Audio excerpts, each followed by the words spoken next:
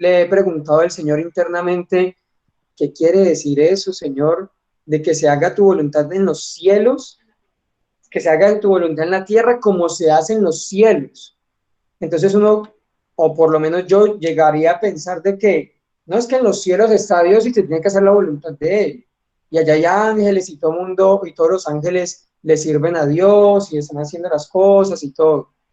Pero con Ezequiel creo que llegaba a esa respuesta y me llevaba a entender algo, de que el Señor no solamente está hablando de una obediencia, sabemos que el Señor nos manda a obedecerle porque eso es, de eso se trata, Él es el Dios supremo, manso, humilde, bueno, pero Él es rey también, Él es el soberano de todo y el creador de los cielos y la tierra. Si a un rey natural debemos de obedecerle y a las autoridades, ¿cuánto no más el creador de todas las cosas?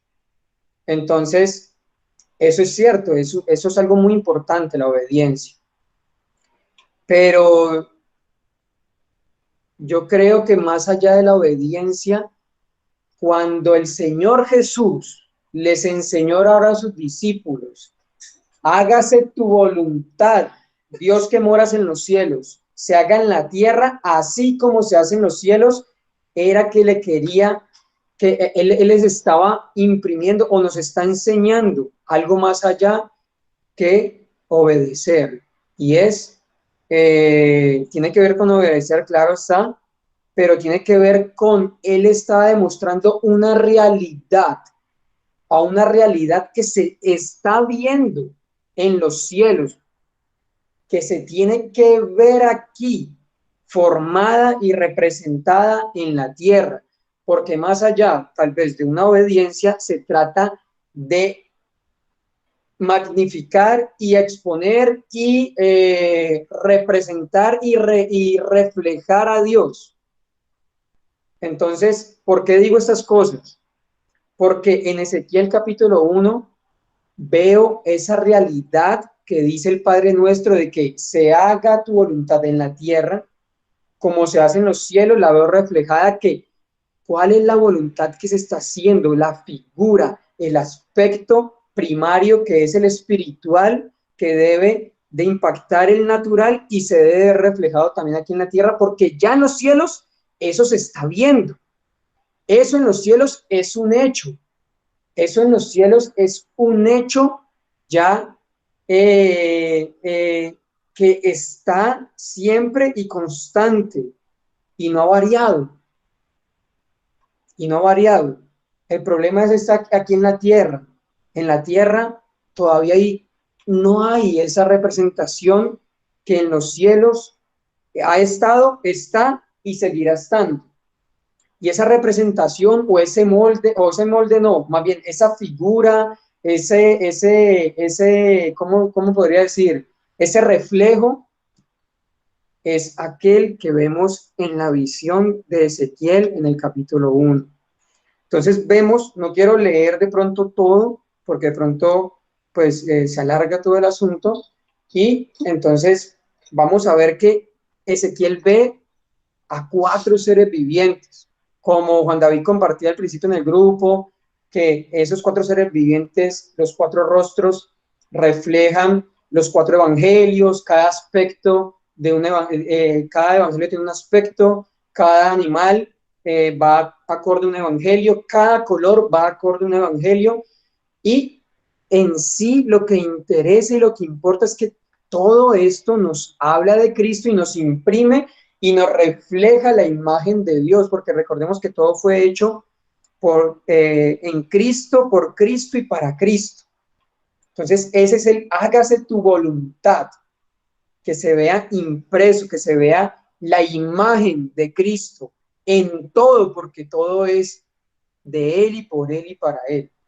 Entonces vemos aquí a los 4 seres vivientes y me atrevería a decir en ese momento que estos 4 seres vivientes son la representación espiritual, pero literal que se está viendo de la iglesia, no que nosotros seamos querubines o ángeles, no, pero es la imagen, el modelo, el prospecto que como debe de ser la iglesia, porque vemos a 4 seres vivientes. El número 4 en las escrituras según su concepto, pero siempre nos ha hablado de la plenitud de la creación, no, sino de toda la creación, de los 4 puntos cardinales, nos habla como de la totalidad del planeta Tierra, por decir, de la creación de Dios y de los que moran en él. Y estos seres vivientes eran 4. Sus 4 caras nos hablan de los 4 aspectos de Cristo, claro está, y nos habla que estos seres tenían la imagen de Cristo, ellos representaban toda la multiforme sabiduría y hermosura del Hijo, y por eso tenían estos rostros de hombre, de buey, de águila y de león, en sus 4 aspectos, y eso es lo que debe de reflejar la iglesia de Dios. Esto es a lo que debe de llegar la iglesia de Dios como tal, a reflejar toda la esencia, más bien ¿cómo se dice? La naturaleza del Señor, toda esa naturaleza, no de Dios, porque no vamos a ser omnipotentes o omniscientes, eso solo le pertenece a Dios, pero sí lo que Él es, como rey, como un rey justo, pero también como siervo que servía, también el que se da por amor, también como el águila, que es, aunque ande en la tierra, es celestial, y si sabemos que estamos ya morando en lugares celestiales con el Señor, y así como tal debemos de andar, porque en los cielos es santo, santo, santo, entonces debemos de andar como si anduviésemos en los cielos, así estuviésemos en la tierra. Y la cara de águila nos habla de lo celestial, de lo espiritual, o como Juan habla, el libro de Juan, de el Hijo de Dios, en el aspecto celestial. Y bueno, este aspecto de hombre, que nos habla que Él fue el Hijo del Hombre y nosotros somos hombres también, pero que reflejamos verdaderamente a la persona por la cual fuimos creados, al hombre perfecto que es Cristo.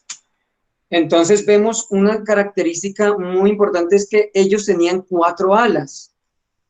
Ellos tenían 4 alas y con 2 alas las extendían y esas 2 alas se unían entre ellos.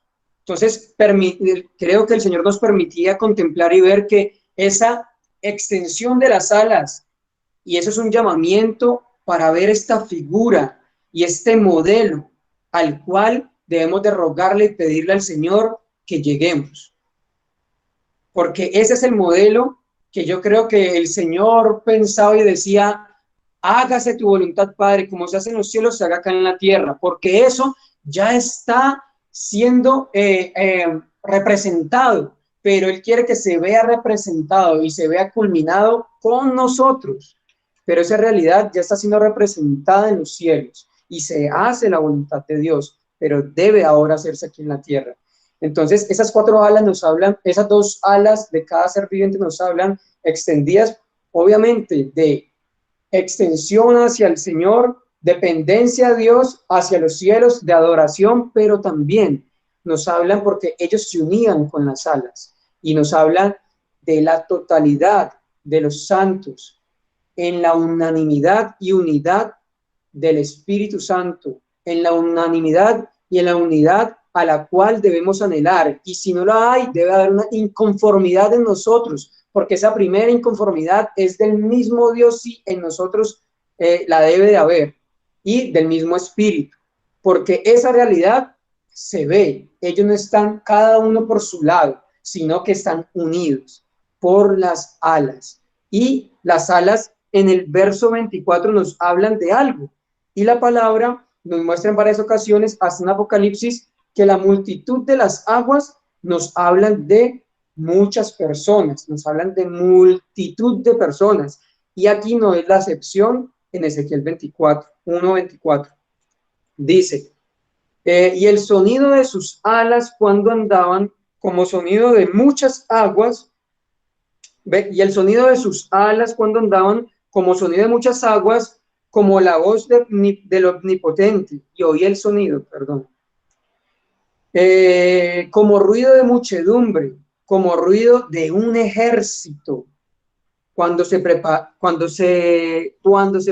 bajaban las alas, y cuando se paraban, bajaban las alas, se oía una voz de arriba de la expansión que había sobre sus cabezas. Bueno, voy a volver a leer. Y oía el sonido de sus alas cuando andaban, como sonido de muchas aguas. Esa era una característica que él oyó de las alas.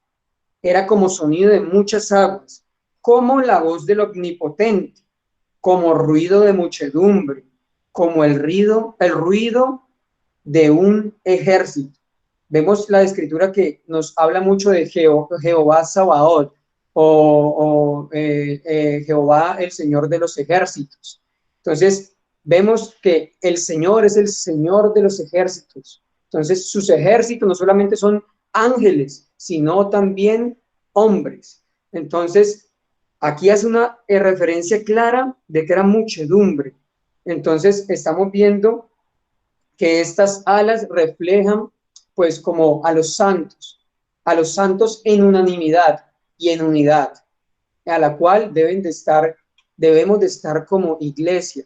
Pero estos seres vivientes tenían, además de sus aspectos de las caras, de las alas, tenían unas ruedas, y esas ruedas nos pueden hablar y nos hablan también, nos pueden hablar porque la rueda es la que anda, y sabemos que el evangelio es el que debe de andar, pero el evangelio no anda solo porque el evangelio no es predicado ni por piedras ni por árboles y tampoco por ángeles. El evangelio es predicado por hombres, por eso cuando ellos se movían, las ruedas se movían con ellos, pero dice que ellos se movían cuando el espíritu que estaba en las ruedas, estoy parafraseando, les decía que se moviese, o sea que ellos no se movían porque querían, sino porque estaban sujetos al espíritu de las ruedas y se movían por el espíritu primeramente, pero cuando ellos se movían, las ruedas les seguían, ¿ya? Entonces vemos como una unidad preciosa donde el espíritu, ellos dependen del espíritu, pero el espíritu también se hace a uno con ellos, como nos pasa a nosotros. Por la fe en Jesucristo ahora ha venido el Espíritu Santo que mora en nosotros y ahora es inseparable de nosotros y nos lleva a ir venciendo y a ir avanzando y es el que nos lleva a que prediquemos el Evangelio, que es la palabra de Dios, pero el Espíritu Santo es el que da, el que escudriña todas las cosas.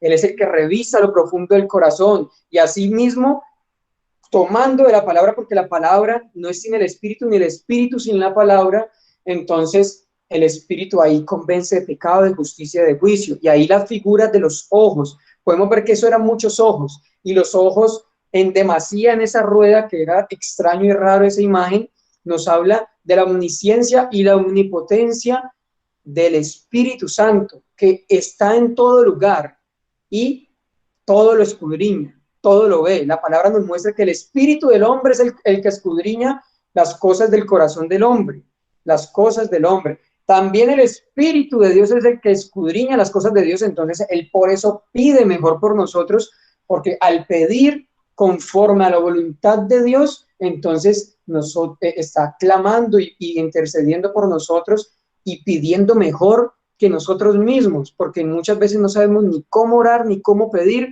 pero él sí, porque él conoce la voluntad de Dios y conoce, porque escudriña, no solamente a los hombres, sino también escudriña, porque él es uno con el Padre y uno con el Hijo y hace la voluntad del Padre, porque él es el Espíritu de Dios que quiere glorificar al Hijo en nosotros.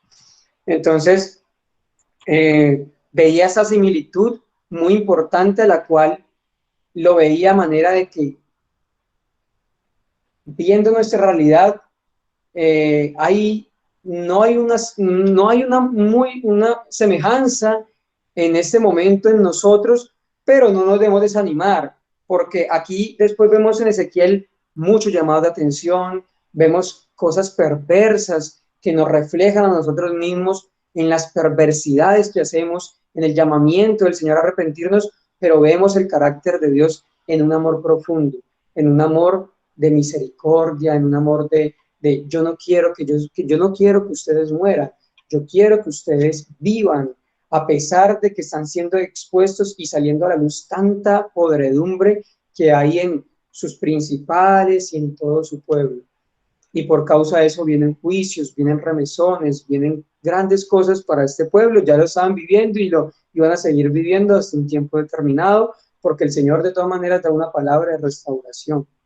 Entonces, es triste leer todas esas cosas que hacen porque nos vemos a nosotros mismos que somos así también, pero vemos la misericordia y la gracia de Dios que nos da y nos concede arrepentirnos, pero no solamente arrepentirnos y ya, sino arrepentirnos y ahora proceder a ser como Él quiere que seamos, a la imagen de Cristo y a que se haga su voluntad, como están haciendo estos 4 seres vivientes en los cielos, representando toda la sujeción, la obediencia, la adoración, la determinación, la entrega al Señor, así también se vea formada en nosotros. Ellos tenían pies como becerros, andaban derechos, eran como siervos también.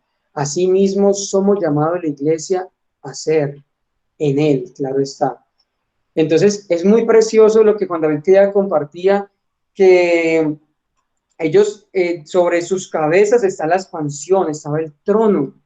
Entonces ahí vemos una figura preciosa de ellos debajo del trono como el cuerpo, una representación de la iglesia, como el cuerpo, y arriba de ellos estaba la cabeza, que es Cristo. Cristo en el trono como cabeza y ellos debajo como representando la iglesia como su cuerpo. Entonces, veíamos también esa figura. Pero era precioso, además de eso, mis hermanos, ver algo en Apocalipsis referente a ese aspecto, que a la cual eso me lleva es a pedirle al Señor en oración y en ruego, a rogarle que podamos ser como esa realidad, como lo que Él quiere. Su iglesia santa, sin manchas, sin arrugas, que podamos alcanzar nuevamente de tener todas las cosas en común y sobre todo entender de que fuimos creados por Él, en Él y para Él, y para representarle, para reflejarle, para revelarle, para mostrarle, para que Él se vea reflejado en todo su cuerpo, todo ese aspecto de Cristo en nosotros. Hay una parte en Ezequiel 9 que me parece muy importante. Ahorita vamos a Apocalipsis, porque creo que todo eso tiene que ver, y es que en Ezequiel 9 habla de que vienen 6 hombres, 6 varones, y en medio de ellos viene uno, que sería como el séptimo, y ese uno llevaba un cinturón y una cosita como de tinta de escribano, y se le manda a que pase por en medio, dice el 9:4, de la ciudad, por en medio de Jerusalén, y ponles una señal en la frente, a los hombres que gimen y claman a causa de todas las abominaciones que se hacen en medio de ella. Entonces, estaba mirando comentarios, estaba mirando más allá sobre esa señal, y entre uno de esos comentarios, bueno, veía que esa señal que dice ahí Ezequiel, esa señal es la Taú. La Taú es una letra del alfabeto hebreo, pero paleo, el antiguo alfabeto hebreo, el antiguo. La última letra del abecedario hebreo, y lo curioso y lo tremendo, y me pareció algo precioso, es que esta letra del alfabeto hebreo paleo, porque no, si vamos a ver el alfabeto hebreo que se maneja ahora, no es el mismo, en figurita pues, vamos a ver que esa última letra nos habla, es una cruz. La letrica es como un palito y otro palito así atravesado como ladeadito. Entonces es una cruz. O sea, desde antes, hasta en una escritura, hasta en una letrica, ya nos estaba apuntando a Cristo, Y esa es la marca que nosotros tenemos. ¿Quién es el Hijo de Dios? Cristo. Y esa marca está en nuestra frente, que nos habla de nuestro pensamiento, nuestra alma, nuestro corazón, que viene primeramente por nuestro espíritu, y nuestro sello viene a ser obviamente el Espíritu Santo, que es el que imprime a Cristo, que quiere imprimir a Cristo en todo nuestro ser. Entonces, también en una referencia es que es la última letra, como haciendo referencia al Señor Jesús, cuando Él dice, yo soy el alfa, el principio, y la omega. El alfa es la primera letra del abecedario griego, y el omega es la última letra del abecedario griego. Entonces, la omega nos habla de lo último, y la tau nos hablaba de lo último, como haciendo referencia a la culminación de todas las cosas. Entonces, veía mucha similitud en Apocalipsis con esa marca en el capítulo 7, cuando vienen a los 144,000 y dice que se le va a colocar un sello, pero dice que se le va a colocar un sello en las frentes de estos sellados. Pero más adelante se nos revela cuál era ese sello, y es en el capítulo 14, que es en el 1, dice, con él 144,000 que tenían el nombre de él y de su padre escrito en su frente. Así que nos habla de un testimonio, nos habla de una confesión, nos habla de la fe en el único Dios, porque vemos en Apocalipsis mucho que hay una parte y una contraparte. Entonces, la parte de Dios siempre está, pero Satanás siempre quiere hacer lo contrario, y hay una contraparte. Vemos que viene el reino de Dios, viene Él a gobernar, pero también viene el Hijo de Dios, pero viene también el hijo de Satanás. Vemos que también hay una marca de la bestia, pero también vemos, y el Señor muestra claramente en Apocalipsis, una marca de Dios. Y la marca de Dios que tenían estos era el nombre de Cristo y de su Padre en las frentes. Muy similar a lo que vemos en Ezequiel.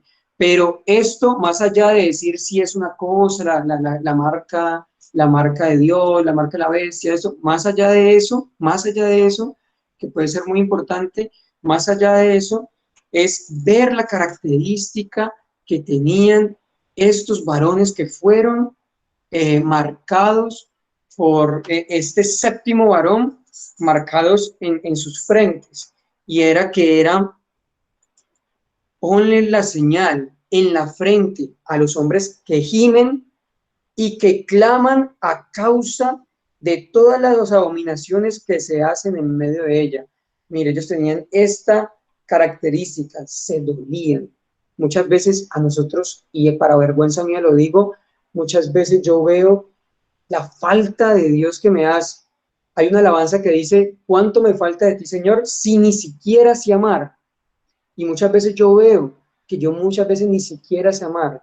Y saben, muchas veces, como la veo, entre múltiples cosas que el Señor me permite ver, que no sé amar aún, aunque el amor de Dios ha sido derramado en mi corazón por el Espíritu Santo que se me fue dado, pero que todavía no he permitido que permee todo mi ser.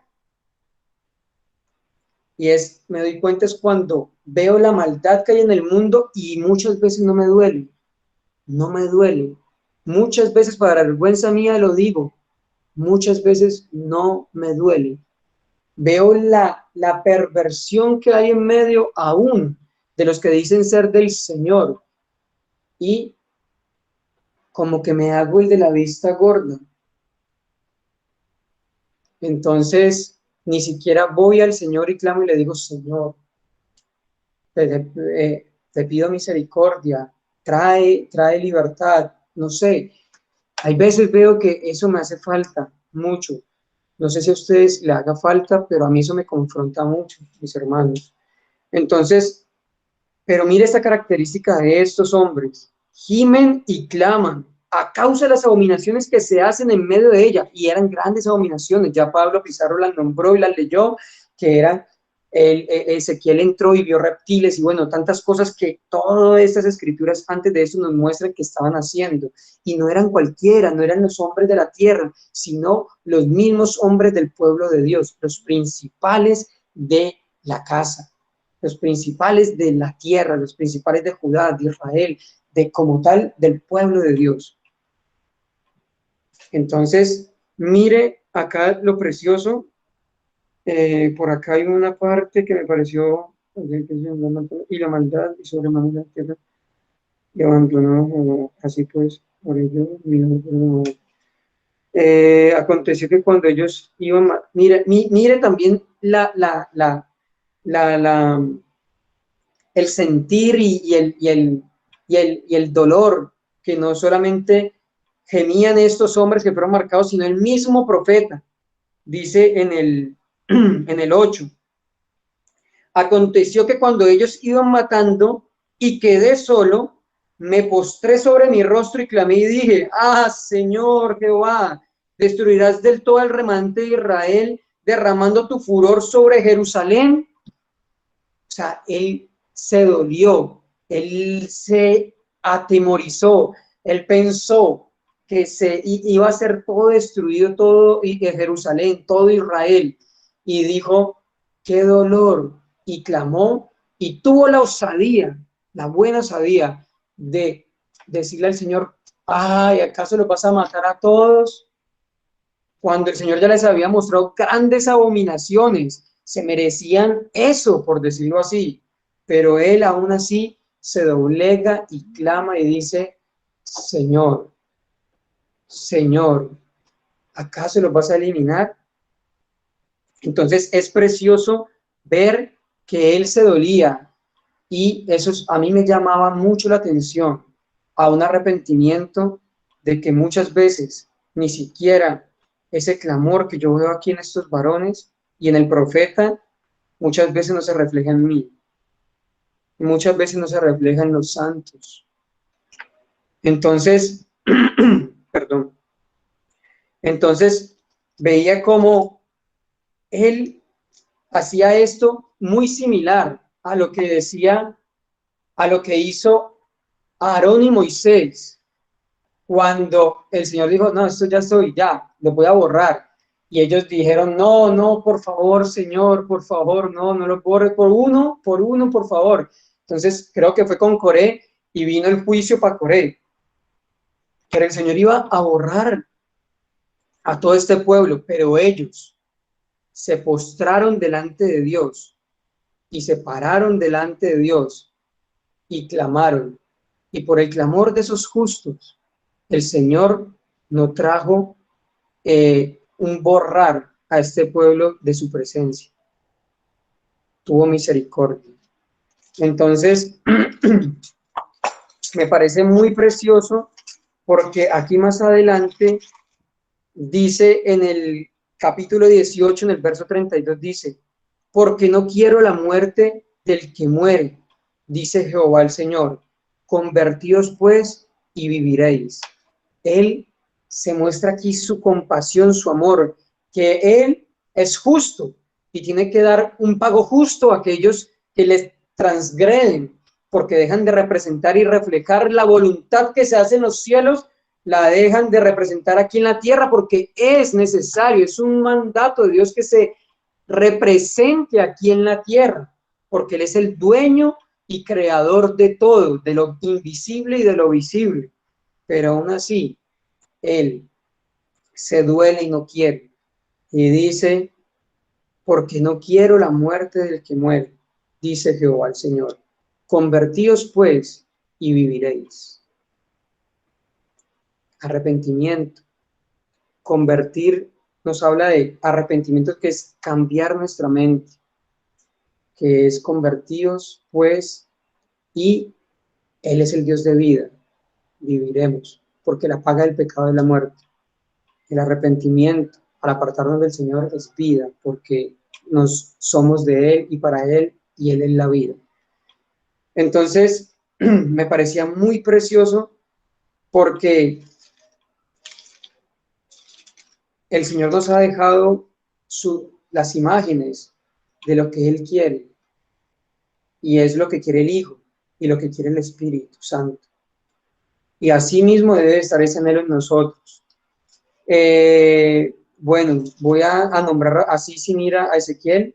Me pareció muy precioso, no me acuerdo en Ezequiel qué es que era, Juan David se lo sabe mucho porque recuerdo que él lo compartía, y él dice que, voy a parafrasear porque no me acuerdo muy bien, dice, y busqué a un hombre u hombres que hiciesen vallado y se pusiesen en la brecha a favor, 22:30, pues yo creo que sí es necesario, búscamelo ahí, negro, por favor. Dice, y busqué entre ellos hombre que hiciese vallado y que se pusiese en la brecha delante de mí a favor de la tierra para que yo no la destruyese, y no lo hallé. O sea, el Señor muestra nuevamente su misericordia, y quiere que al menos uno o algunos estén a favor de la tierra para que el Señor se mueva a misericordia, pero pareciese que aquí ya no había ni uno, por decirlo así, pues. Entonces, nosotros tenemos esa labor de ser la sal de la tierra y la luz del mundo. Y si ni siquiera en nosotros hay un dolor, en este caso lo digo primeramente por mí, si se sienten juzgados por algo, créanme que yo primero me siento juzgado, no para muerte, sino que yo creo que para vida, por estas palabras, porque es muy similar a lo que hizo Abraham. Abraham no dijo, no, yo estoy re bien, mira, hablé con el Señor, hablé con los ángeles, comí con ellos, pasé tiempo con ellos, y ahorita le cuenta que va a borrar a Sodoma, y dice, no, hágale, no pasa nada, pero yo estoy bien acá, yo ni me agarro una chispita, pues, de fuego. No, él intercedió no solamente por su hermano, por su sobrino Lot, él intercedió por que no pereciera ese pueblo, un pueblo completo. Intercedió, obviamente también ahí por los justos, por Lot, pero él tuvo ese corazón de ponerse delante del Señor en la brecha y decir, si hay algún justo, si hay tantos justos, y tuvo la osadía de negociar con Dios. Entonces, nosotros también somos llamados a eso, hermano, a eso, hermano. Me llama la atención ahorita, yéndonos a Apocalipsis, en Apocalipsis 4 me llama mucho la atención que en Ezequiel vimos que los seres vivientes estaban debajo de la expansión, pero miremos acá ahora. Después de esto miré y aquí una puerta abierta en el cielo, y la primera voz que oí como de trompeta hablando conmigo dijo, sube acá y yo te mostraré las cosas que sucederán después de esto. Bueno, más adelante en el 5, en el 6. Y delante del trono había como un mar de vidrio semejante al cristal. Y junto al trono, mira, junto al trono y alrededor del trono, 4 seres vivientes llenos de ojos delante y detrás. Y las características son las mismas de esos seres vivientes que estaban en Ezequiel. Y qué precioso, porque los 4 seres vivientes en Ezequiel estaban debajo de la expansión, pero raro que ahora estén alrededor. Dice que están alrededor y junto al trono. Entonces, esto me llevaba a ver que esa realidad es la realidad en la que debe estar la iglesia. Ahora la iglesia, sí, como figura de cabeza y cuerpo, pero también de reina, no de reina, sino de esposa, que ahora está juntamente con su esposo, porque estamos viendo que aquí hay un énfasis también de bodas, que él viene a tomar a su esposa y viene a reinar junto con ella. Entonces vemos que el trono nos habla de reinado, de algo sublime, de algo muy alto, pero qué precioso que el Señor nos ayuda a comprender, digo yo, para no aferrarnos a las cosas de este mundo, porque el Dios de todas las cosas, donde el trono de Él es lo más sublime, nos ha llamado a estar juntos y alrededor de Él y compartir ese reino, mis hermanos. Entonces veo aquí como ahora los querubines o estos seres, 4 seres vivientes, pasan de estar debajo. No es que se levantaron ellos como Satanás que se quiso colocar en el lugar de Dios, sino que ahora no sé qué sucedió, pero están alrededor del trono de Dios y junto al trono de Dios. Yo creo que eso nos habla de lo que el Señor nos está llamando, a reinar junto con Él. Pero me parece precioso que delante del trono había un mar de vidrio, y ese mar de vidrio lo vemos y lo volvemos a ver en el capítulo 15 de Apocalipsis, en el verso 2. Vi también como un mar de vidrio mezclado con fuego, y a los que habían alcanzado la victoria sobre la bestia.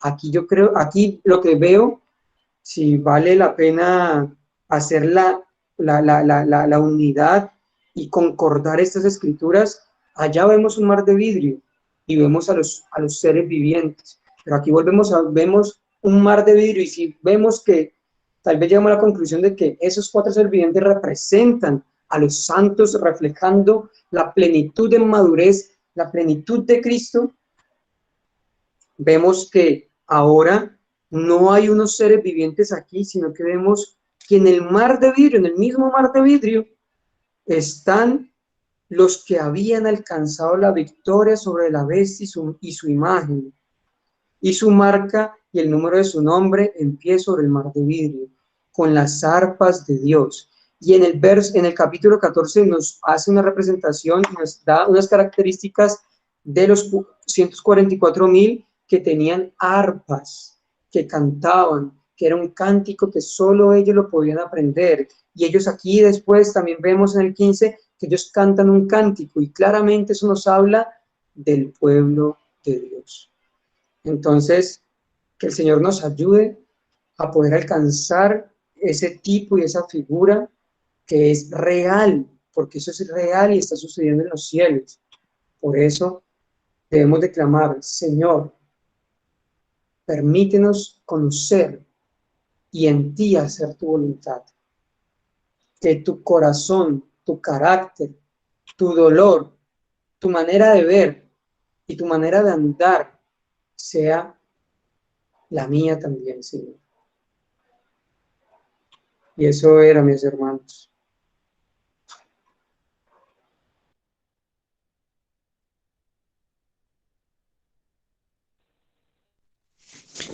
Hermanos, buenas noches. Gracias a Pablo, gracias a David por sus ricas palabras, y porque pues vemos una vez más cómo cómo el Señor utiliza a las personas de diferente manera, y a unos le da una parte y a otros le da otra, para que entre en la coinonía y en el compartir, pues podamos llegar a unas conclusiones maravillosas, como son la de que su amor nos acompañará para siempre si nosotros estamos allí entregados a Él, si somos conscientes de que, como bien lo decía Pablito, es en sus pies donde debemos estar, y de donde no debemos salir nunca, porque es allí donde nosotros podemos recibir lo que Él tiene para nosotros. Bueno, yo voy a hablar de 2 juicios, no me voy a extender mucho hoy, y esos juicios están en el capítulo 6 y en el capítulo 7, y si tengo tiempito, me iré al capítulo 14 y 15 con un par de comentarios solamente.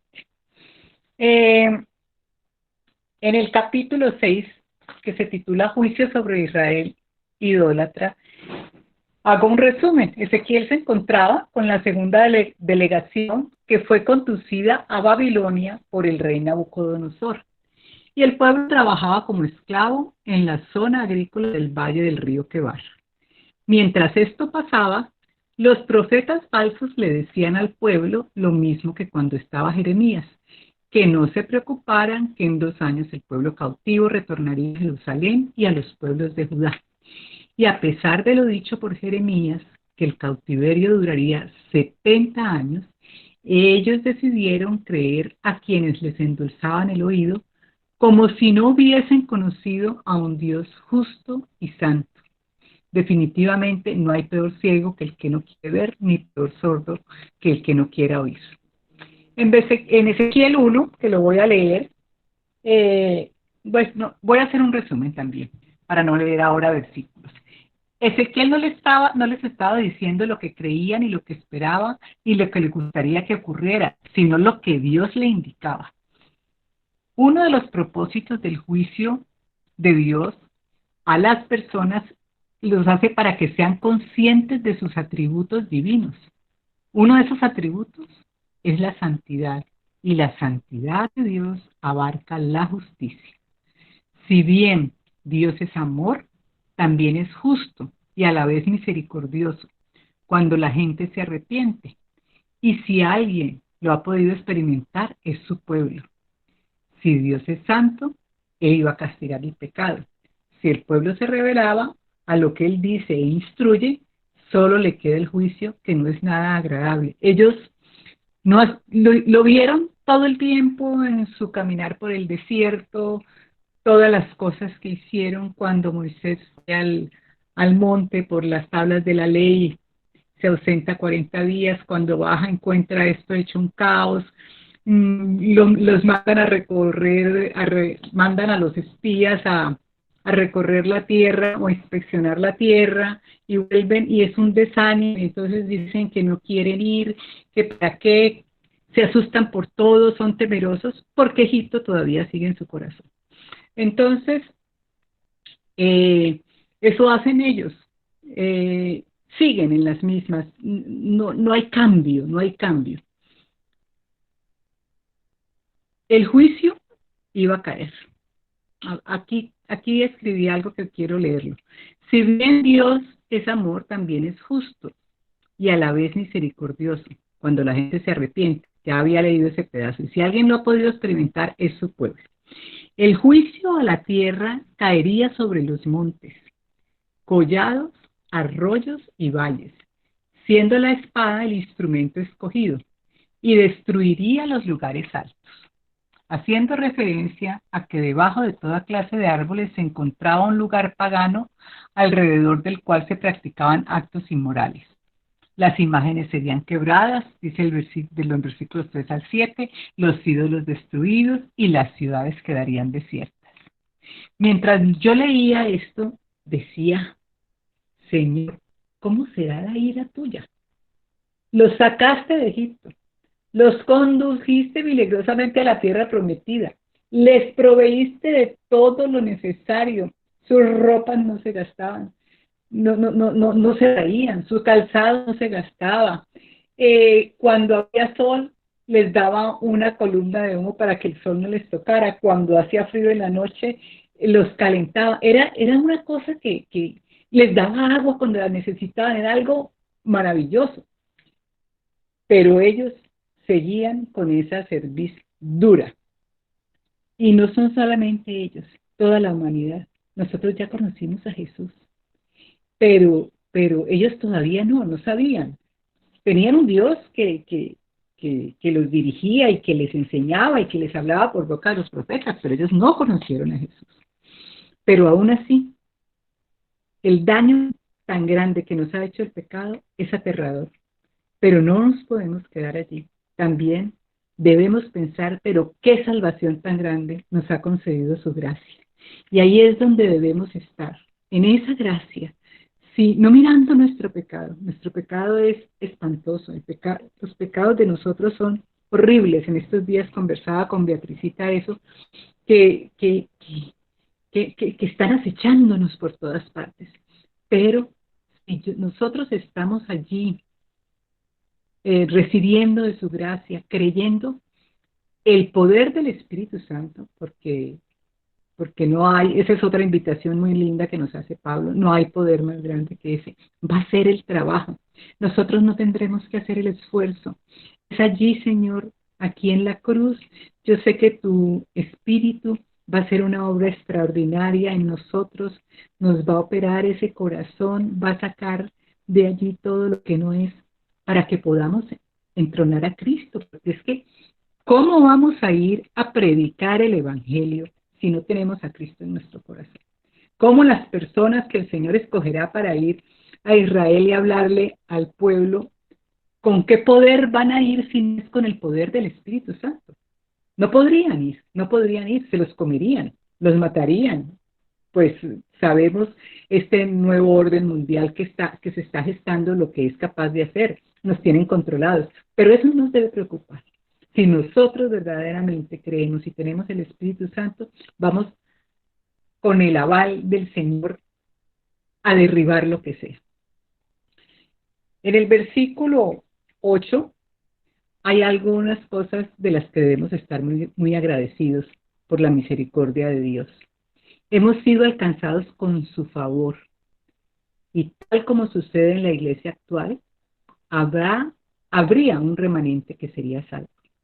Nosotros, si creemos y seguimos la dirección del Señor, vamos a ser parte de ese remanente. ¿No les parecería maravilloso que nosotros estuviésemos allí unidos, esperando, padeciendo, pero la recompensa viene, hermanos, pero no es por la recompensa, es porque vamos a estar con Él, porque lo vamos a conocer, porque lo vamos a ver cara a cara por toda una eternidad. El que le fue fiel a Dios y no se había alejado de Él, Él sabe quién le ha sido fiel y no se ha alejado de Él. Solamente Él lo sabe, nosotros no. Solo Dios puede saberlo. Por eso no debemos andar ufanándonos de ser cristianos, ni de tener la verdad, porque el orgullo nos puede jugar una mala pasada. A veces veo también decir, sí, nosotros somos Filadelfia y qué rico. No, nosotros no somos sino unos miserables pecadores arrepentidos. Eso es lo que nosotros somos. Pero hasta ese arrepentimiento se nos quiere subir a la cabeza. No, no, no, no, no, no. Tenemos es que seguir en dirección opuesta y contraria a donde íbamos y que se produzca en nosotros ese fruto digno del arrepentimiento que está, vamos a ver si lo encuentro aquí rapidito, que está en Segunda de Corintios 7, y lo voy a leer. En estos días creo que lo escribí también, porque aunque os contristé con la carta, este es el versículo 8, no me pesa, aunque entonces lo lamenté. Pablo les había escrito una carta llamándoles la atención, pero ahora se sorprende y dice, porque veo que aquella carta, aunque por algún tiempo porque veo que aquella carta, aunque por algún tiempo os contristó.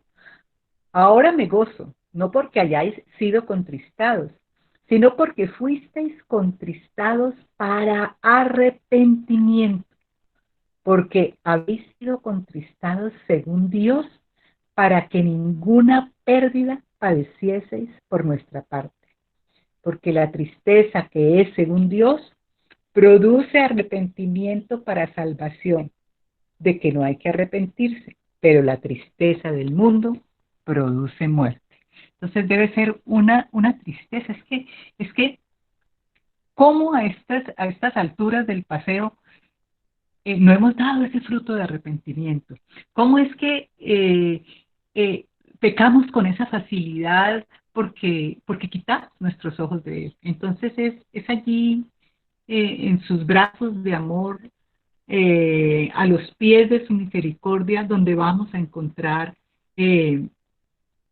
el valor, donde vamos a encontrar la transformación del espíritu o la transformación que el espíritu quiere hacer en nosotros, la convicción, donde vamos a tener la revelación. Entonces es casi que una invitación a que no nos vamos y nos apartemos de Él.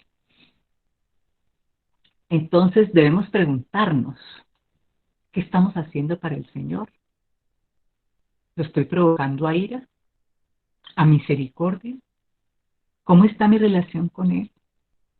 ¿Cómo está mi relación con mis hermanos? Recordemos esto, que es muy importante, que entre más estudiemos y leamos la palabra, mayor será nuestra responsabilidad. El versículo 4 al 9 es un pasaje de mucho cuidado.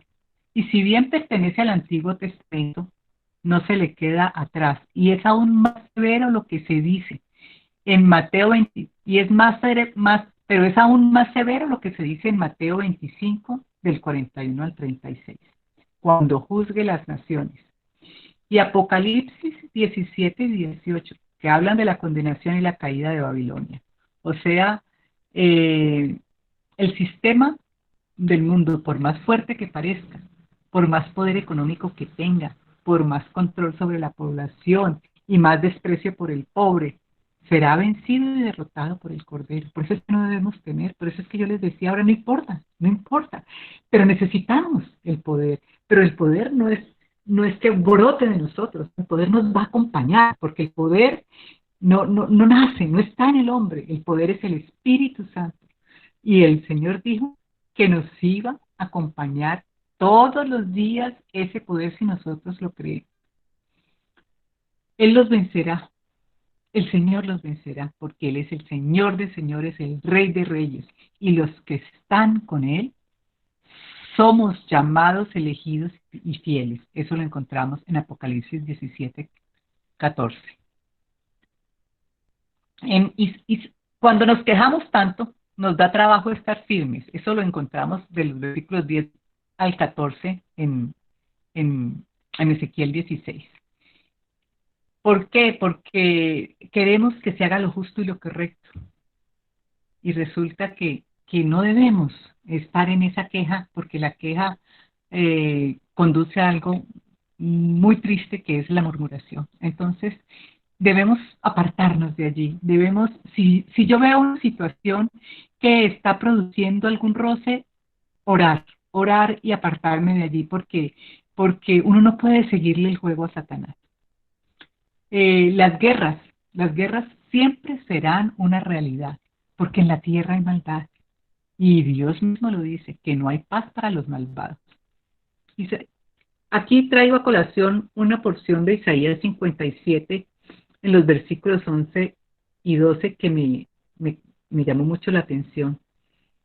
Y se las leo textualmente. ¿Y de quién te asustaste y temiste, que has faltado a la fe y no te has acordado de mí, ni te vino al pensamiento? ¿No he guardado silencio desde tiempos antiguos y nunca me has temido? Yo publicaré tu justicia y tus obras que no te aprovecharán. Eso es para mí un gran llamado de atención, porque es que yo me asusto por otras cosas. Y los seres humanos, uy, el terremoto, ¿y cuándo es que vendrá? Y las cosas que van a pasar, y la marca de la bestia. Y resulta que el Señor ha estado siempre, y desde siempre. Y Él conoce a los suyos y los protegerá. Del versículo 20 al 22 dice algo muy tremendo para Jerusalén. Será saqueada por extraños, presa de los impíos de la tierra, y la profanarán. Pero lo más triste de todo esto es que el Señor, viendo esto, ya va a apartar su rostro de ellos. Y en Apocalipsis 18 y 19, cuando se describe la destrucción de Babilonia, esto es lo que va a suceder. Porque los hombres van a confiar no en el Señor, sino en las grandes operaciones comerciales, en el mercado de valores, en la bolsa, y el éxito de ellos, si lo vemos actualmente, depende de eso.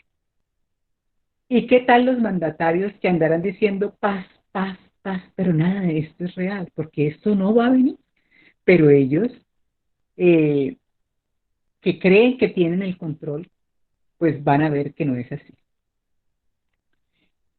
De los versículos 23 al 24, yo digo lo siguiente: ¿no es esta una descripción de la Colombia y del mundo actual?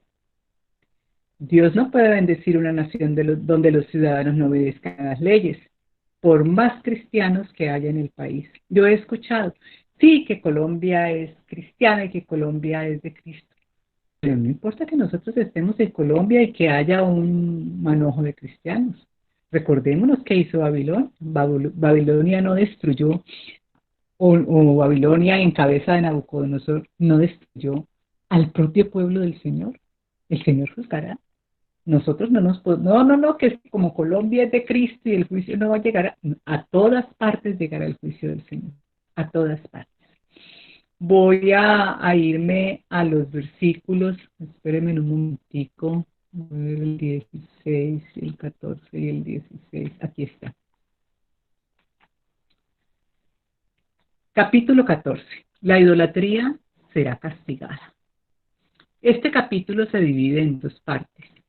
La profecía contra la idolatría de los ancianos, el versículo 1 al 6, y la certeza sobre la destrucción de Israel, de los versículos 16 al 20. Ambas sesiones inician con la frase, y vino a mí palabra del Señor diciendo. ¿Qué había pasado? Ellos habían puesto su confianza en los ídolos y no en Jehová. En el versículo 2 y 3 se muestra que ellos no habían fabricado ídolos físicos, pero su corazón estaba lleno de ellos. El pecado es un ídolo. A mí esto, pues, cuando me mostró es que el mayor pecado, que el mayor ídolo que podía tener el ser humano es el pecado, les quiero decir que yo quedé mustia. Yo pues no sé si es así, pero eso fue lo que a mí me mostró. El pecado es un ídolo porque me rindo ante él. Yo decía, pero ¿por qué, Señor?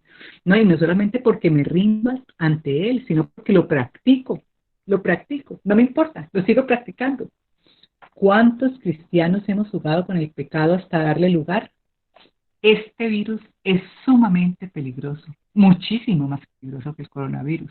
Y si lo dejamos asentar en nuestro corazón, va a ser muy difícil desarraigarlo y va a tomar mucho tiempo. El pecado trae tremendas consecuencias que dañan nuestra relación con Dios y con nuestros semejantes. Dios nos muestra la confesión y el arrepentimiento como la única salida de esta triste situación y los debemos tomar de inmediato como única tabla de rescate. Yo siento, hermanos, que esta es una palabra para la iglesia, pero queda en el aire. Si me niego y persisto en consentirlo, el castigo es inevitable. Yo no puedo consentir el pecado. No puedo estar allí jugando con Dios. Si Dios dice esto, yo voy a hacer lo contrario. No. Cumplir con los ritos y formalidades de la religión no es tan difícil y nos permite tener apariencia de piedad, pero la fachada es falsa porque no se ha desarraigado al ídolo, entre paréntesis pecado, de nuestro corazón. Estas personas mayores, o sea, a las que se refiere el libro de Ezequiel, fingieron oír el mensaje del profeta, pero no le prestaron atención, no mostraron dignos frutos de arrepentimiento. En consecuencia, Dios los juzgará sin importar si son líderes espirituales porque abandonaron la verdad. Dios nos libre. El versículo 6 muestra esa salida sobre la que escribí. O sea, ¿qué hay? Sí, ahí está el pecado, ahí está. Pero entonces, ¿qué es lo que tengo que hacer? Dice, convertíos y volveos de vuestros ídolos y apártense de toda abominación. El profeta que hable mentira será destruido, y el hombre que se aleja del Señor será cortado de su pueblo. Pablito decía que ahí tenemos que estar como atalayas. No importa lo que pase, no importa si no nos quieren, no importa si nos apedrean, no importa si nos meten al foso, no importa. Tenemos que estar allí si el Señor nos ha puesto esa misión, si el Señor nos ha comisionado, debemos estar allí. Tanto el que hable mentira como el que sea, tanto le va a pasar al que hable mentira, tanto le va a pasar al profeta que hable mentira, como al hombre que se aleja del Señor, la consecuencia será que será cortado de su pueblo. Ambos llevarán el castigo de su maldad. Señor, permítenos hacer un escaneo de nuestra alma y de nuestro corazón. Penetra con la espada de tu palabra para que ella nos muestre lo que debe ser desarraigado. Ayúdanos en tu misericordia y permite que nos dispongamos para que el Espíritu Santo, nuestro ayudador, nos muestre todo lo que no te agrada. Confiamos en ti para que con tu favor y tu gracia todo pecado que te ofende pueda ser derrotado y cortado de nuestras vidas. Solo nos podemos y por eso, solos no podemos. Por eso nos rendimos a ti, esperando confiadamente en que ese momento de liberación nos llegará, con el fin de que lo que te vas a llevar sea reemplazado por el fruto del Espíritu Santo, que es amor, gozo, paz, paciencia, bondad, benignidad, fe, mansedumbre y templanza. Y como dice la palabra, contra tales cosas no hay ley. Queremos consagrarnos a ti, Señor. Esto era 14, esperen a ver si llego hasta el 17. Un momentico, a ver. 14, 16. Bueno, no, yo creo que voy a dejar allí, no voy a ir hasta el 17 para que otros hermanos tengan la oportunidad de hablar, porque, porque pues hay que dejar espacio para todos. Muchas gracias.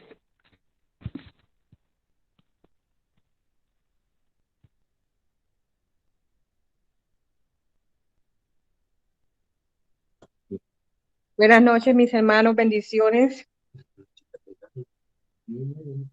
No me voy a demorar mucho, voy a compartirles, pues si estoy equivocada en lo que les voy a compartir, me corrigen. ¿Listo?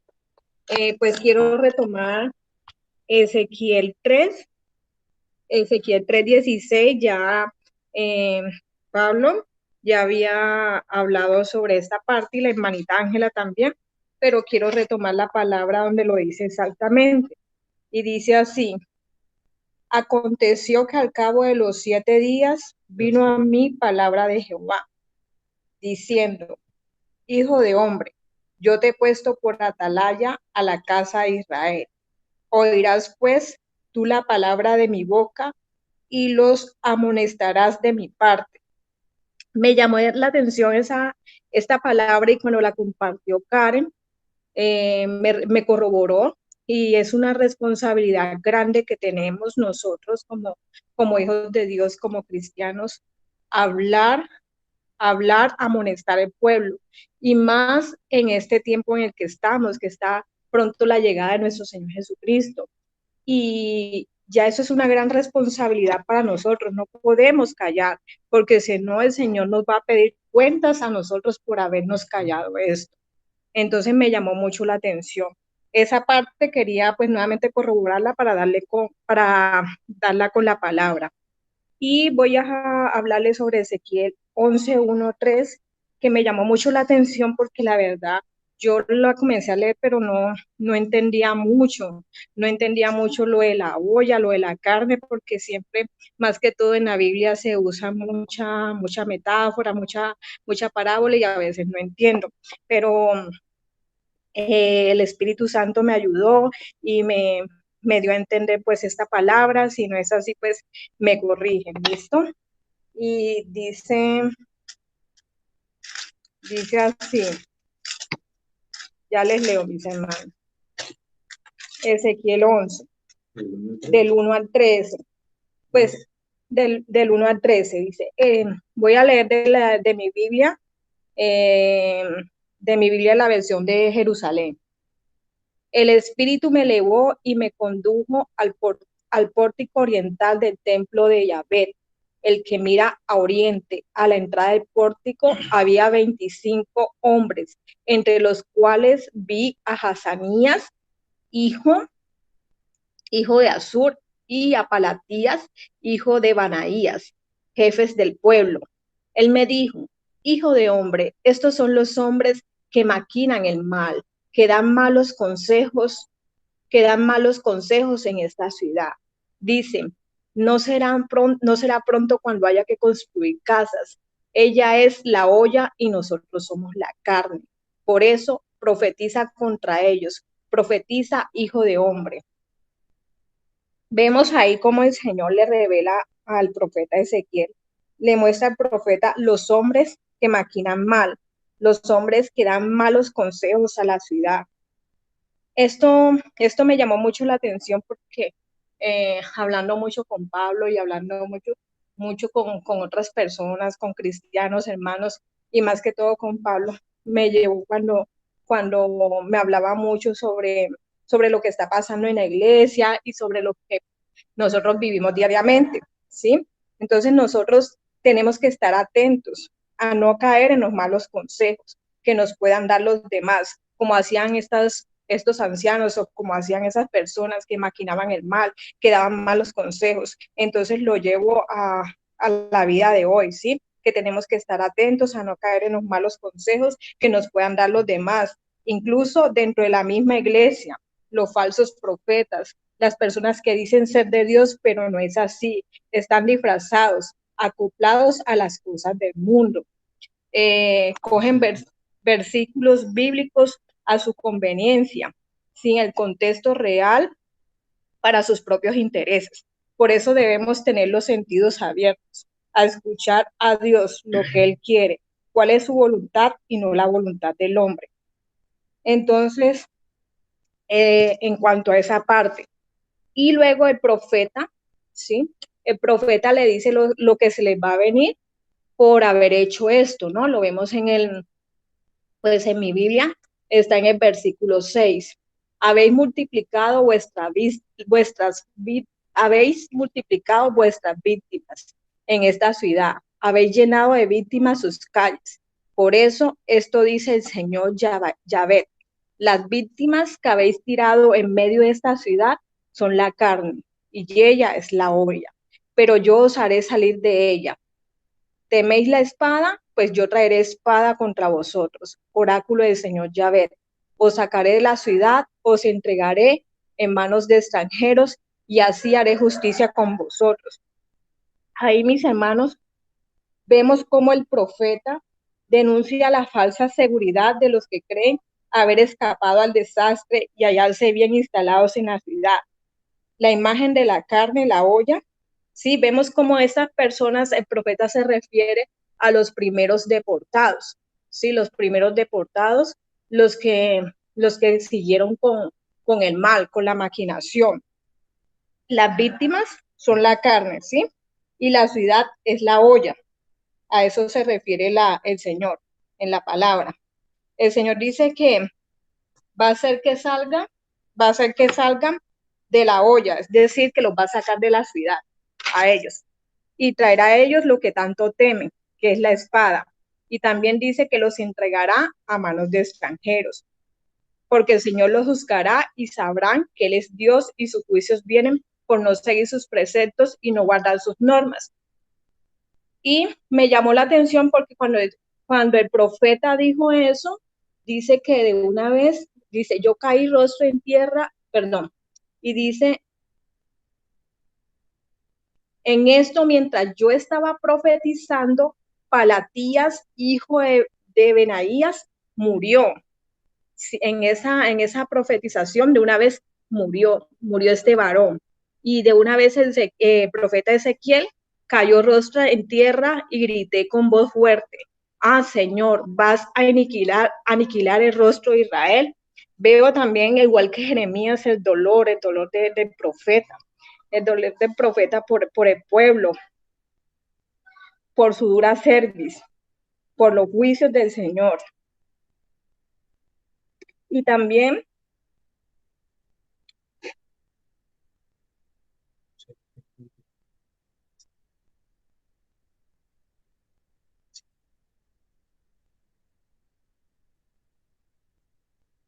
vemos en el versículo 3, dice, los cuales dicen, no será tan pronto, edifiquemos casa, esta será la olla y nosotros la carne. Entonces vemos cómo hay una falsa seguridad allí, cómo ellos como ellos pues mintiendo, engañando al pueblo, que pequen más y que pequen más, desviándose pues de lo que en realidad pues el Señor nos manda, desviándose del Señor y viendo más que todo lo material, la idolatría. También vemos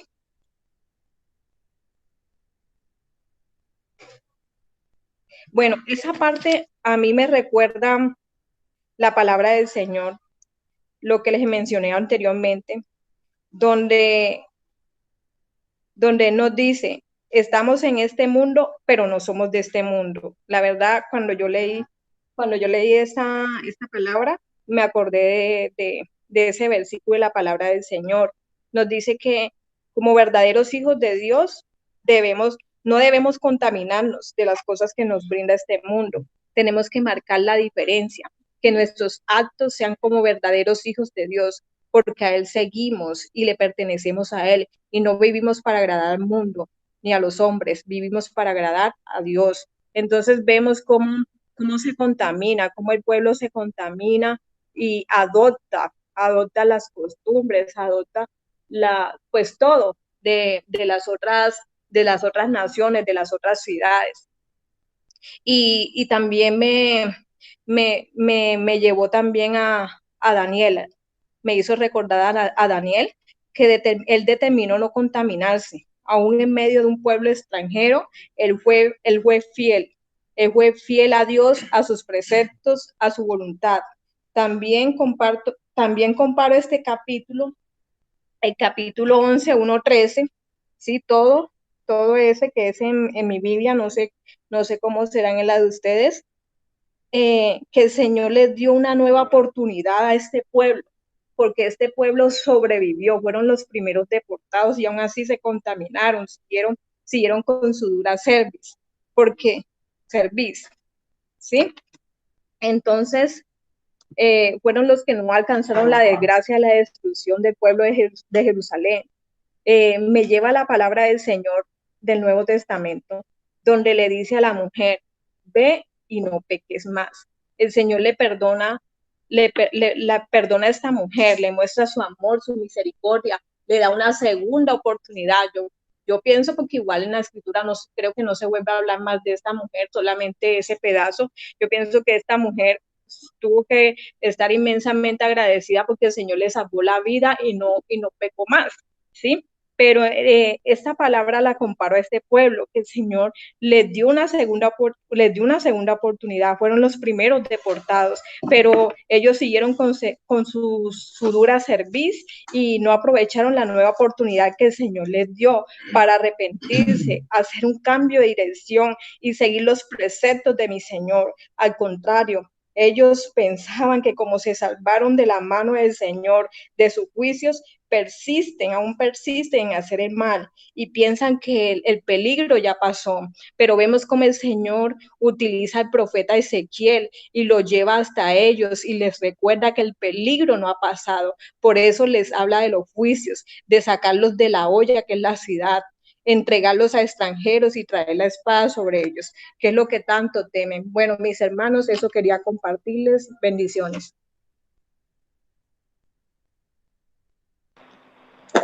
Buenas noches, hermanos. Bueno, varias cosas de lo que la hermana Dolly acaba de mencionar era algo de lo que quería compartir también. Empezando por el titulito que encontramos en el capítulo 7 del libro de Ezequiel, en donde vemos un contexto que nos habla del fin. Dice el titulito, el fin viene.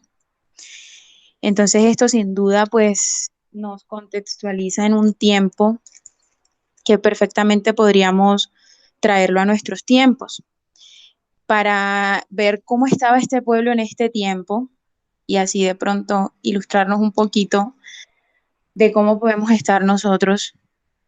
Encontramos precisamente versos como el versículo 3 del capítulo 11, donde dicen, los cuales dicen, no será tan pronto, edifiquemos casas, esta será la olla y nosotros seremos la carne.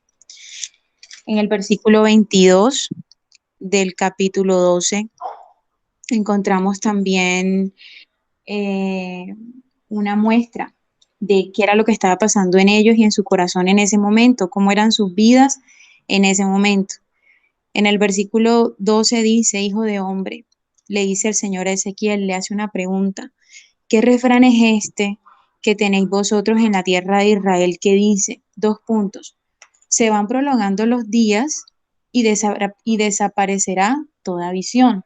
El Señor le pregunta a Ezequiel, el dicho de los israelitas en aquel momento era ese, se van prolongando los días y desaparecerá toda visión. Más abajito, en el versículo 27 del mismo capítulo, vemos otro versículo que nos muestra una vez más cómo estaban. Entonces, o lo que ellos creían. El versículo dice, hijo de hombre, he aquí que los de la casa de Israel dicen, la visión que éste ve es para de aquí a muchos días, para lejanos tiempos profetiza este. Entonces, mientras leí esos versículos, no recordaba muchísimo un pasaje de Mateo que encontramos en Mateo 24:45, en donde encontramos al Señor también en un contexto del fin, hablando y diciendo estas cosas. ¿Quién es pues el siervo fiel y prudente, al cual puso el Señor sobre su casa para que les dé el alimento a tiempo? De cierto os digo que sobre todos sus bienes le pondrá. Pero si aquel siervo malo dijera en su corazón, mi Señor tarda en venir, y comenzaré a gobernar a sus consiervos y aún a comer y a beber con los borrachos, vendrá el Señor de aquel siervo en día que éste no espera y a la hora que no sabe, y lo castigará duramente y pondrá su parte con los hipócritas, allí será el lloro y el crujir de dientes. Entonces, esto nos muestra precisamente eso, la condición en la que estaba el pueblo en aquel momento, considerando a la distancia las palabras que eran profetizadas, que no eran muy favorables para ellos.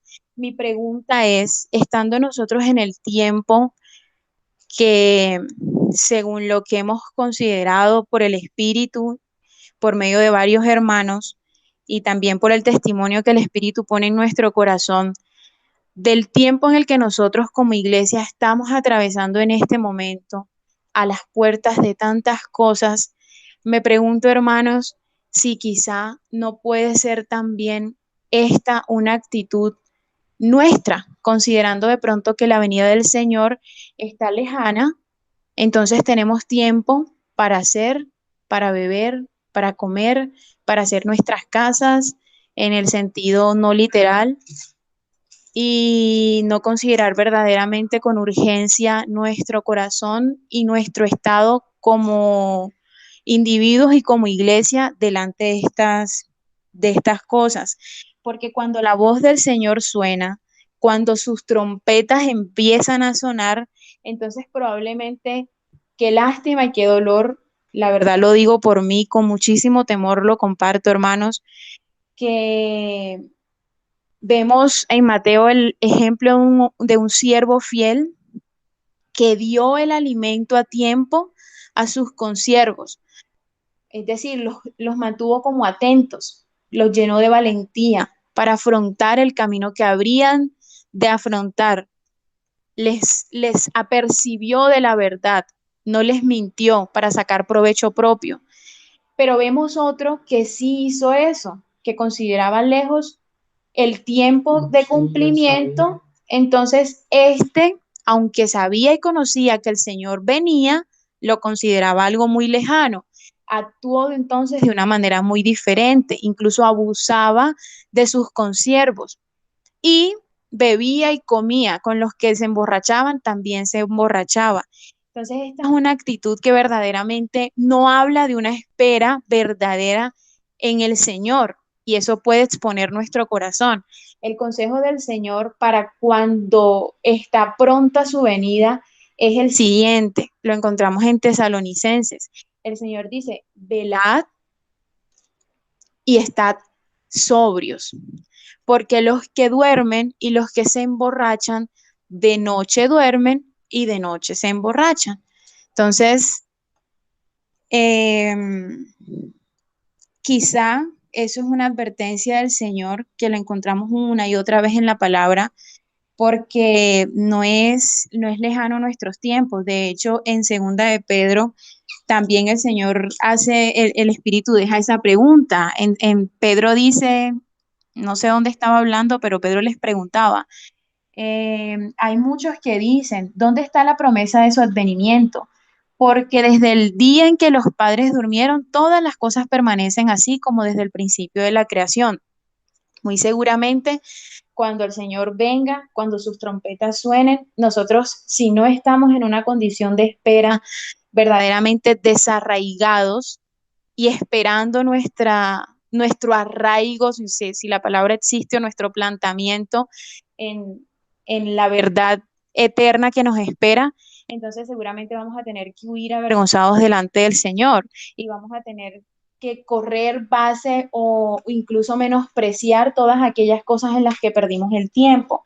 Eso pasó con este pueblo. En el capítulo 7, en el versículo 19 dice, arrojarán su plata en las calles y su oro será desechado, ni su plata ni su oro podrá librarlos en el día del furor de Jehová. No saciarán su alma ni llenarán sus entrañas, porque ha sido tropiezo para su maldad.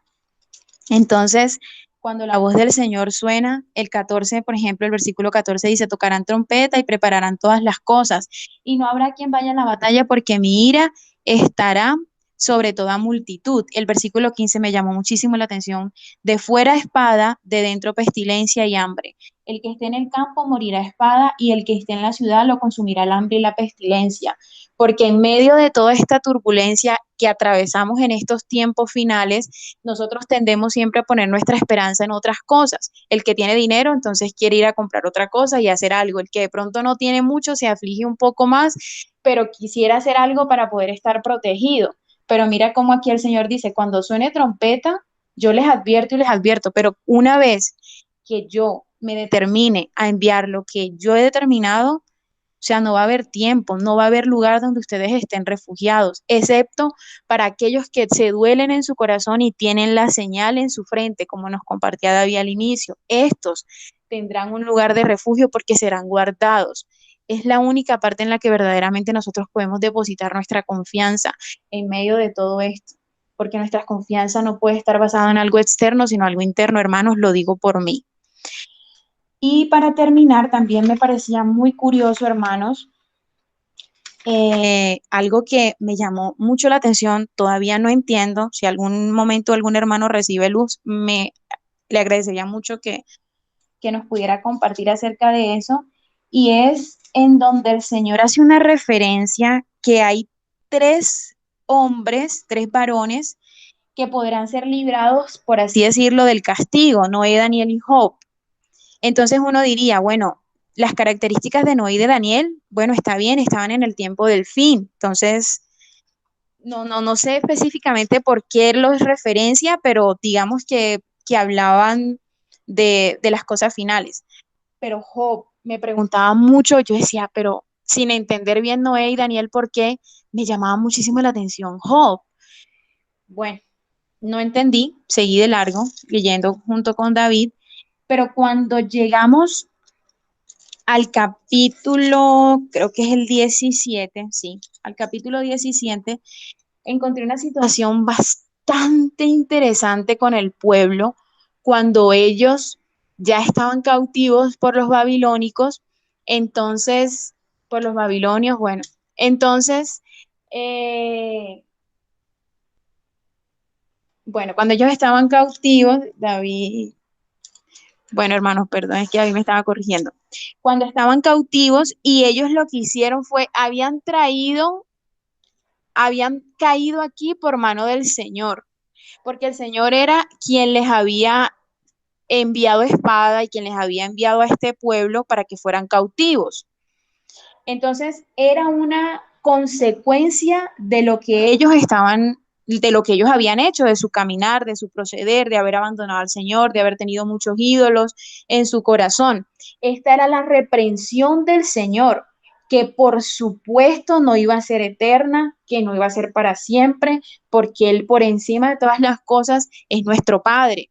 Pero el Señor tiene que, en muchas ocasiones, tomarnos como hijos y disciplinarnos, porque también la palabra dice que todas estas cosas nos hacen ser más santos.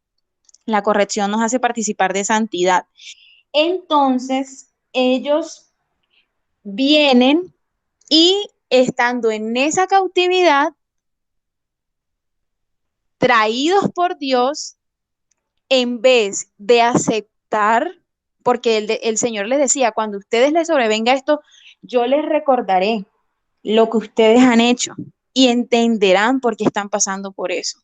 Entonces, una vez entendiendo qué cosas habían hecho que ellos estuvieran siendo expuestos, llevados, humillados, desolados, destruidos por causa de lo que habían hecho en contra de Dios, que no era más que primero haberlo abandonado y segundo no haber amado al prójimo, que se ve clarísimo eso en todos esos capítulos, hermanos. Entonces, ellos están ahí y la solución mágica, que no es de solamente ellos, sino característica de todos nosotros, buscamos fuerzas externas para salir rápido de aquel valle, para salir rápido de aquella aflicción o de aquel castigo que Dios en su soberanía y por su amor también ha dispuesto que nosotros pasemos.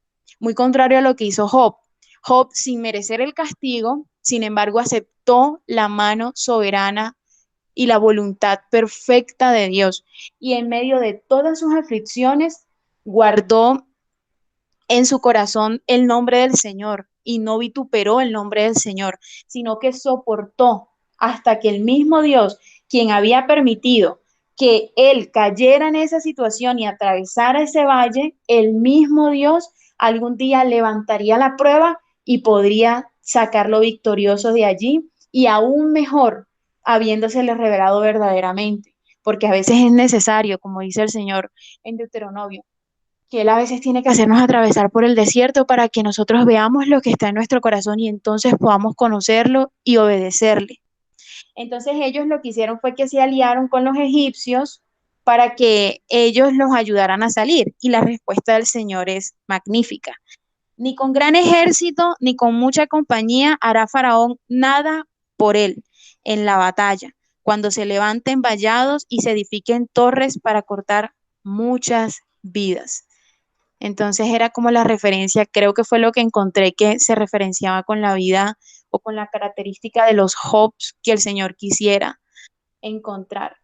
Verdaderamente, en el momento en que el Señor trae a nuestro corazón y a nuestro espíritu y a todo nuestro ser una verdadera convicción de arrepentimiento, aceptar las correcciones del Señor, porque estas son buenas, como todo lo que viene por parte de Él. Pues Él nos mete, Él también nos saca de todas las situaciones. Era eso, hermanos, bendiciones.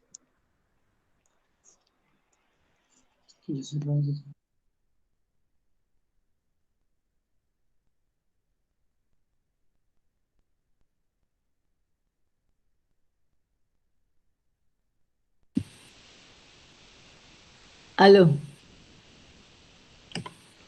Te escuchamos, hermana. Hola, ¿cómo van, queridos hermanos? Bueno, Ezequiel me ha impactado profundamente. Y me ha impactado porque yo veo el contraste de la gloria de Jehová y la profanación del templo. Porque eso es lo que vemos realmente en todos esos capítulos, es la profanación del templo. Es decir, es el Señor habitando en su templo santo. Es más, vemos la gloria la gloria que vio el profeta Ezequiel en el primer versículo, la gloria la vemos dentro del templo, esa misma imagen, dentro del templo, en el atrio, y también vimos, como dijo Paulo, también vimos todo lo que pasaba tan horrible en ese templo. Pero lo más tremendo de esto es lo que pasa en el versículo 7. Como dice Mayra, no hay tiempo. Es que ya no hay tiempo. Dice aquí, tú, hijo de hombre, así ha dicho Jehová el Señor a la tierra de Israel. Él usa mucho las repeticiones para hacernos énfasis en lo que Él nos quiere mostrar. El Señor, que es el que está hablando, dice, el fin viene sobre los cuatro extremos de la tierra. Es decir, llega un momento en que tanta abominación y tanta idolatría, llega un momento en que hay un fin, en que llega un momento en que será castigado. Y nosotros tenemos que estar preparados, porque yo me pregunto hoy, si en este momento fuera el arrepentimiento, ¿qué pasaría en nuestras vidas? ¿Cuántos ídolos quedarían allí? Porque el Señor también dice en Ezequiel, no recuerdo en dónde, que nosotros podemos haber hecho todo lo bueno durante 50, 60, 70 años, pero si nosotros entramos en idolatría y si nosotros entramos en pecado, el Señor nos va a juzgar por eso, no por las cosas buenas que hicimos. Entonces, aquí dice, el fin viene sobre los cuatro extremos de la tierra. Y este versículo que sigue ahora lo repite como 5 veces y es así. Ahora será el fin sobre ti y enviaré sobre ti mi furor y te juzgaré según tus caminos y pondré sobre ti todas tus abominaciones. Y dice en el versículo 4, y mi ojo no te perdonará. Es decir, llega un momento en que el Señor tiene un límite. No te perdonará. Ni tendré misericordia, tampoco tendrá misericordia. Antes pondré sobre ti tus caminos y en medio de ti estarán tus abominaciones y sabréis que yo soy Jehová. Luego viene el versículo 8, dice lo mismo. Ahora pronto derramaré mi ira sobre ti y cumpliré en ti mi furor y te juzgaré según tus caminos y pondré sobre ti tus abominaciones. En el 9, y mi ojo no perdonará. Me acuerdo de la visión que hay ojos por todos lados. Los 4 seres tienen ojos por todos lados, por dentro y por fuera. Las ruedas tienen ojos por todos lados. El Señor todo lo ve. Entonces dice aquí, y mi ojo no perdonará, ni tendré misericordia, según tus caminos pondré sobre ti, y en medio de ti estarán tus abominaciones, y sabréis que yo, Jehová, soy el que castiga. Entonces, eso es lo que les quería compartir más cosas, pero pues ya han hablado sobre esas. Pero lo importante es que nosotros nos debemos examinar, tenemos que examinar para saber cuál es el camino que estamos siguiendo, porque el Señor dijo, yo soy el camino, la verdad y la vida, y el camino del Señor es el que nos va a encaminar hacia la vida. Pero si nosotros estamos haciendo nuestros propios caminos, pues entonces estemos muy alarmados, porque ya lo dice el Señor aquí, que Él juzgará nuestros caminos. Y si son nuestros caminos, seguramente estarán llenos de abominaciones. Otro capítulo, otra cosita que les quería decir, que ya la dije desde antes, pero es que me parece como tan importante, y lo más grave de esto es que estas cosas, esta idolatría que estaba sucediendo, no estaba sucediendo, digamos, él no estaba hablando de los impíos, él estaba hablando a la casa de Israel. Y como Pablo nos mostró toda la idolatría que había en la casa de Israel, y nos mostró nos mostró una habitación que tenía la imagen del celo de Dios. Imagínense la imagen del celo de Dios adentro del templo, morando adentro del templo, y en el templo mismo estaban haciendo todas las abominaciones e idolatrías más horribles, hasta adoraban al sol, y creo que eso era lo más pequeño. Pero lo que quiero digamos, es que nosotros somos el templo de Dios. Nosotros somos el templo de Dios. El Señor mora dentro de nosotros.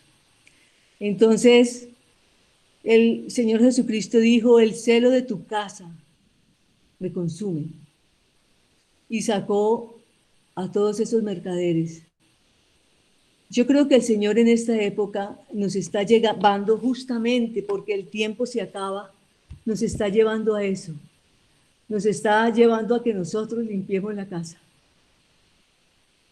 y que quitemos todos los ídolos que hay aquí adentro, como para empezar a hacer cualquier cosa, como para empezar a predicar su palabra. Es decir, Él quiere primero tratar con nosotros, con sus hijos. Y el juicio de Dios empezará en su templo, es decir, en nosotros. Así es que, amados, yo pues pienso que lo que tenemos que hacer es realmente, y lo que estamos ahora haciendo con tanta meditación de la palabra, es justamente eso, que el Señor nos vaya mostrando qué cosas tenemos que ir quitando, porque como dice también Pablo, Él quiere derramar su gloria sobre nosotros, pero Él va a derramar su gloria sobre un pueblo santo, sobre un pueblo separado para Él. Él no va a derramar su gloria sobre un pueblo como la iglesia de la Odisea. En esta parte, creo que fue en Jeremías, es que les voy a decir esto, que estaban las dos canastas a la puerta del templo, donde estaban las canastas que tenían los higos con frutos buenos, muy buenos, y los otros que eran frutos malos, muy malos, que eran tan malos que no se podían comer.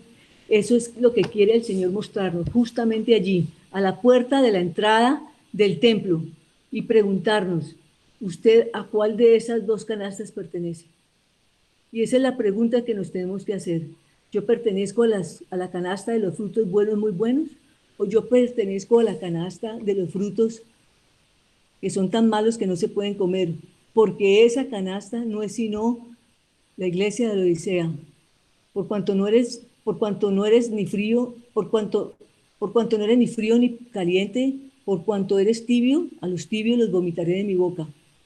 Para el Señor es una abominación espantosa que dentro del templo de Él, como lo vimos aquí en Ezequiel, según lo que nos explicó Pablo, haya tanta abominación y tantos ídolos. Entonces, hermanos, yo creo que el Señor nos está haciendo un llamado a que nos definamos. O somos de Satanás o somos del diablo.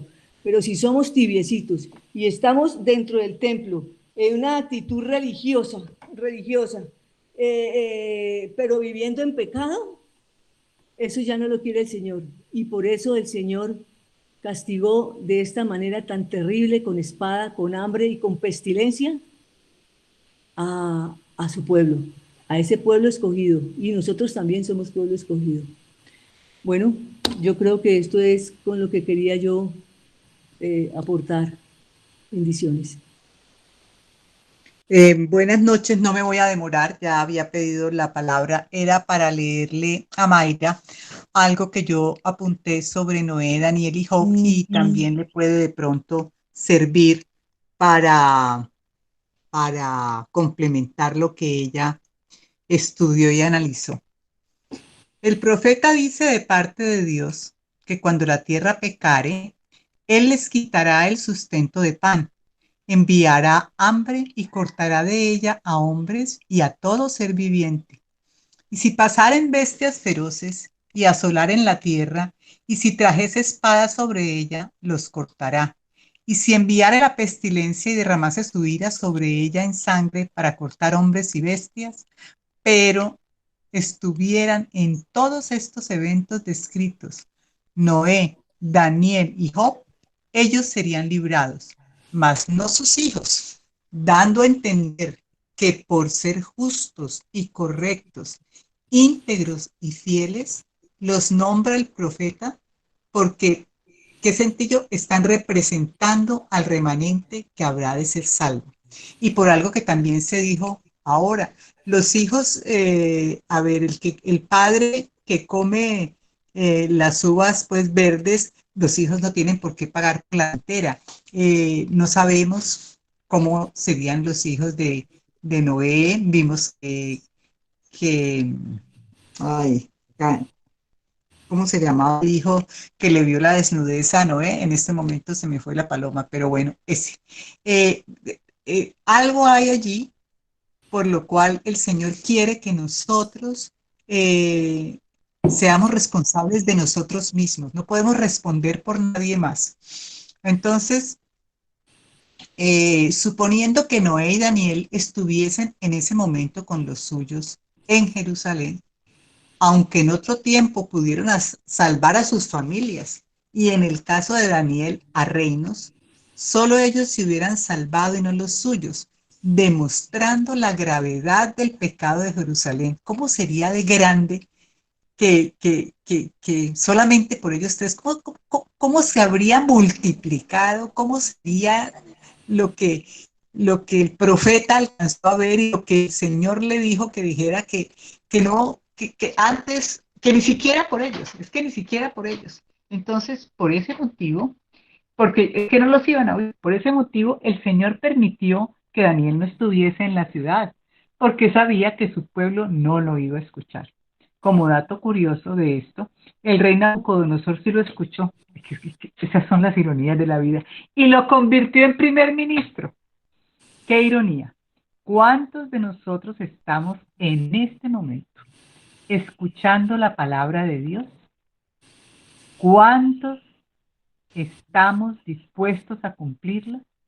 Pensemos en esto, mis amados hermanos, porque como bien lo decía Pato y como bien lo han enunciado todos los que han hablado, y como bien también lo dijo Mayra, el tiempo apremia. La trompeta está empezando a emitir sonidos. Y solamente el que tenga el oído muy agudo los va a escuchar. Pidámosle al Señor que seamos nosotros. Muchas gracias.